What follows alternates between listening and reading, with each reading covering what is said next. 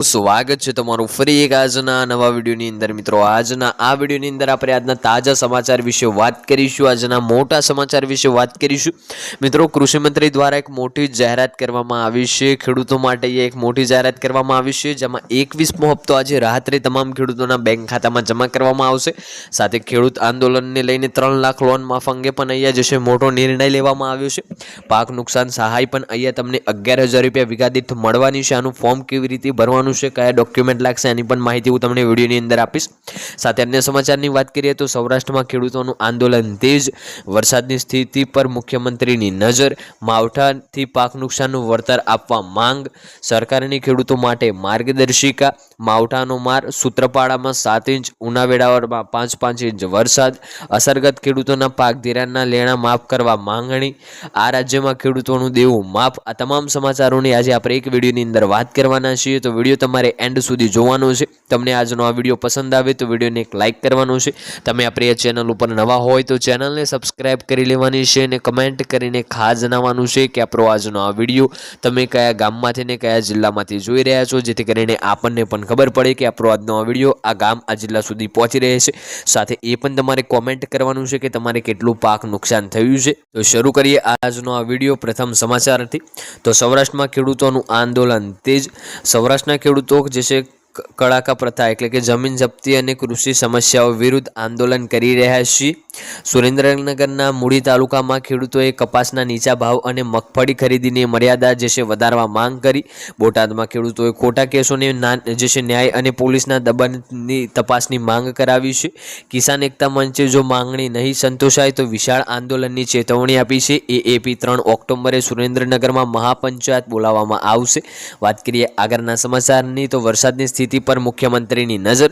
મુખ્યમંત્રી ભૂપેન્દ્ર પટેલે અને કમોસમી વરસાદથી ઊભી થયેલી પરિસ્થિતિ પર જિલ્લા કલેક્ટરો અને જે સ્ટેટ ઇમરજન્સી ઓપરેશન સેન્ટર સાથે સતત સંપર્કમાં રહી નજર રાખી રહ્યા છે। તેમણે વરિષ્ઠ મંત્રીઓને જે છે વધુ પ્રભાવિત જિલ્લામાં જે છે તાત્કાલિક પહોંચીને વહીવટી તંત્રને પરિસ્થિતિને સામનો કરવા માર્ગદર્શન આપવાની સૂચના આપી છે। અમરેલી પંથકમાં ભારે વરસાદને પગલે જે છે કપરી સ્થિતિ જોવા મળી રહી છે। વાત કરીએ અન્ય સમાચારની તો માવઠાથી પાક નુકસાનનું વળતર આપવા માટે માંગ ઉઠાવવામાં આવી રહી છે। ગુજરાતમાં છેલ્લા 2 દિવસથી કમોસમી વરસાદથી ખેડૂતોને ઊભા અને તૈયાર પાકને જે છે લાખોનું નુકસાન પહોંચ્યું છે। આમ આદમી પાર્ટીએ સરકાર પાસે જે છે યોગ્ય વળતર અને સેટેલાઇટ સર્વેની માંગ કરી છે।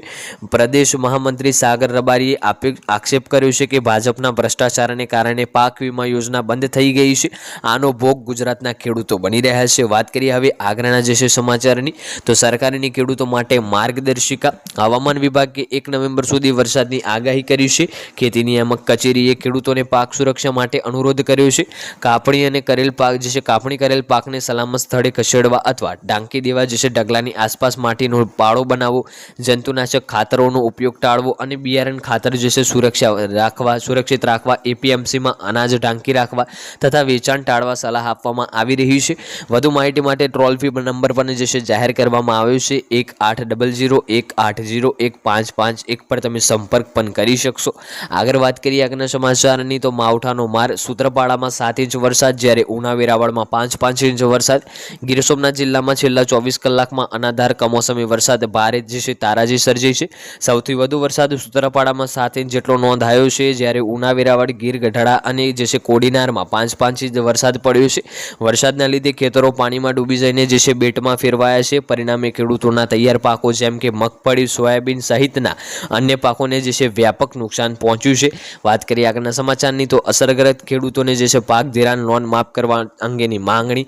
સૌરાષ્ટ્રમાં માવઠાના કારણે ખેડૂતો મુશ્કેલી ભોગવી રહ્યા છે। કપાસ, સોયાબીન, મગફળી જેવા પાકોમાં ખૂબ જ નુકસાન થયેલ છે, ત્યારે ખેડૂતોને પાક ધિરાણ જેવા તમામ લેણા સરકાર માફ કરવા જોઈએ, તેમને જે છે ઉપલેટા તાલુકાના ગઢડા ગામના નારણભાઈ આહિરે જણાવેલું હતું। વધુમાં નારણભાઈ આહિરે જણાવેલું છે કે આજે વીમા જો ચાલુ હોત તો ખેડૂતો આ હાલત થાય નહીં। આજે છેલ્લા 3 વર્ષથી ખેડૂતોને માવઠાથી નુકસાનને ભોગવી રહ્યા છે। સરકારે જે છે કોઈ જાતનું પૂરું વળતર આપતી નથી, ત્યારે જો સરકાર આ લેણું ખેડૂતોનું માફ નહીં કરે તો આવતી જિલ્લા પંચાયત તાલુકા પંચાયત જેવી ચૂંટણીમાં સરકારને તેમનું પરિણામ ભોગવવું પડશે। વાત કરીએ આગળના જે છે સમાચારની, તો આ રાજ્યમાં જે છે ખેડૂતોનું દેવું માફ થયું। રાજ્યના ખેડૂતો માટે જે છે આખરે મોટો રાહત આપનારો નિર્ણય રાજ્ય સરકારે લીધો છે। 30 જૂન 2026 સુધીમાં રાજ્યના તમામ પાત્ર ખેડૂતો જે છે દેવા માફી પૂરી કરવામાં આવશે તેવી જાહેરાત મુખ્યમંત્રી દેવેન્દ્ર જે છે ફડણવીસે કરી છે। તેમણે વિશ્વાસ વ્યક્ત કર્યો છે કે સરકાર આર્થિક મુશ્કેલીમાં હોવા છતાં ખેડૂતોની સાથે મક્કમ ઊભી રહી છે। આ નિર્ણય પૂર્વ ધારાસભ્યને આંદોલનના નેતા બુચ્ચુ કડુ અને તેમના પ્રતિનિધિ મંડળ સાથે મુંબઈમાં 2 કલાકથી વધુ ચર્ચા પછી લેવામાં આવ્યો છે। વિશેષ વાત કરીએ તો ખેડૂતોની દેવા માફ માટે ઉચ્ચ ધારિકા જે છે સમિતિ સ્થાપિત કરવાની સરકારની નિર્ણય તેમજ જે તેમની બેઠક દરમિયાન લેવામાં આવ્યો હતો। તેથી આ બેઠક અને ત્યાર પછી થયેલી જાહેરાતો રાજકીય અને કૃષિ ક્ષેત્રનું મહત્વનું પ્રાપ્ત થયું છે। વાત કરીએ જે છે હવે આગળ તો 21મા હપ્તા અંગે, તો 21મો હપ્તો પણ હવે ટૂંક સમયની અંદર તમામ ખેડૂતોના બેંક ખાતામાં જમા કરવામાં આવશે। એ પહેલાં તમારે જે છે સરકાર દ્વારા જે કાર્યો આપવામાં આવે છે, KYC, Aadhaar bank account seeding, land seeding, farmer ID card, જમીન વેરિફિકેશન, DBT, બેંક ખાતા સાથે આધાર કાર્ડ લિંક, આ તમામ જે છે કાર્યો તમારે પૂર્ણ કરવા જોઈએ, જેથી કરીને સાચી ખેડૂતની અહીંયા ઓળખાણ થઈ શકે અને સાચા ખેડૂતને જ અહીંયા યોજના અંતર્ગત લાભ મળી શકે, તો જ તમને આ કાર્યો પૂર્ણ કરવાથી યોજનાનો લાભ મળશે। તો આજનો આ વિડીયો આપણે અહીંયા પૂર્ણ કરીશું। વિડીયો તમને પસંદ આવ્યો હોય તો વિડીયોને એક લાઇક કરી દેજો, ચેનલ ઉપર નવા હોય તો ચેનલને પણ સબસ્ક્રાઇબ કરી દેજો અને કમેન્ટ કરીને ખાસ જણાવજો આજનો આ વિડીયો તમને કેવો લાગ્યો। મળીશું આગળના વિડીયોમાં, ત્યાં સુધી જય ભારત, જય હિન્દ।